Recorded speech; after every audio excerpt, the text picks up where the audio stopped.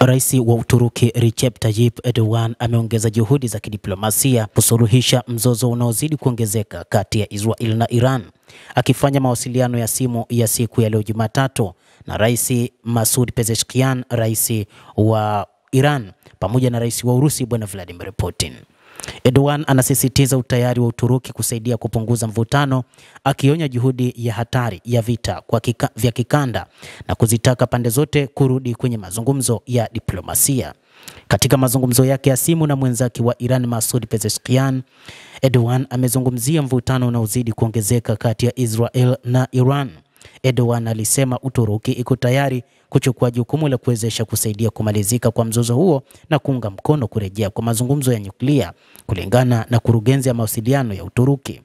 Kiongozi huyo wa Uturuki alibainisha kuwa amekuwa akiwasiliana na viongozi mbalimbali huku kukiwa na mzozo unaoendelea. Erdogan pia alisisitiza umuhimu wa Ankara katika kulinda amani na utulivu katika eneo hilo. Erdogan pia alifanya mazungumzo ya simu na Putin kujadili mzozo unaongezeka kati ya nchi hizo mbili. Rais huyo wa Uturuki alionya kwamba mzunguko wa ghasia uliochochewa na mashambulio ya Israel dhidi ya Iran unatishia usalama wa eneo zima na kukosoa kupuuza kwa Israel kwa sheria za kimataifa, akielezea kuwa ni tishio la wazi kwa uratibu wa kimataifa. Erdogan alisisitiza haja ya haraka ya diplomasia, akisisitiza kuwa eneo hilo haliwezi kustahimili vita vingine. Akiangazia juhudi za kidiplomasia za Uturuki, kiongozi wa Uturuki alisisitiza kuwa kutatua suala la Iran na Israel kunahitaji mazungumzo na kuzitaka pande zote kurejea haraka kwenye meza ya mazungumzo.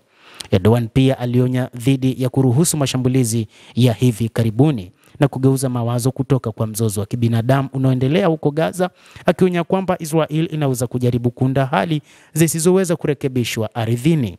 Rais Putin aliunga mkono wasiwasi wa Erdogan, akielezea makubaliano yake ya juu ya umuhimu wa kusitishwa mara moja kwa mapigano na kuunda nafasi ya suluhisho la kidiplomasia. Mvutano wa kieneo umeongezeka tangu Ijumaa ya wiki iliyopita baada ya Israel kuzindua mashambulizi ya anga yaliyoratibiwa katika maeneo mengi kote Iran, pamoja na vifaa vya kijeshi na nyuklia, na kusababisha Tehran kuanzisha mashambulizi ya kulipiza kisasi. Mamlaka ya Israel imesema kuwa takribani watu 24 hadi sasa wameuawa na mamia kujeruhiwa katika mashambulizi ya makombora ya Iran tangu Ijumaa. Iran kwa upande wake imesema takribani watu 224 wameuawa na wengine zaidi ya 1000 kujeruhiwa katika shambulio la Israel. Endelea kutufuatilia mtazamaji, lakini usisahau kulike, usisahau kucomment, kadhalika na kusubscribe channel yetu hii ili upate habari hizi kwa mapana kupitia The World News. Jina langu ni Adam Hussein, endelea kuwa nasi wakati wote, endelea kutufuatilia.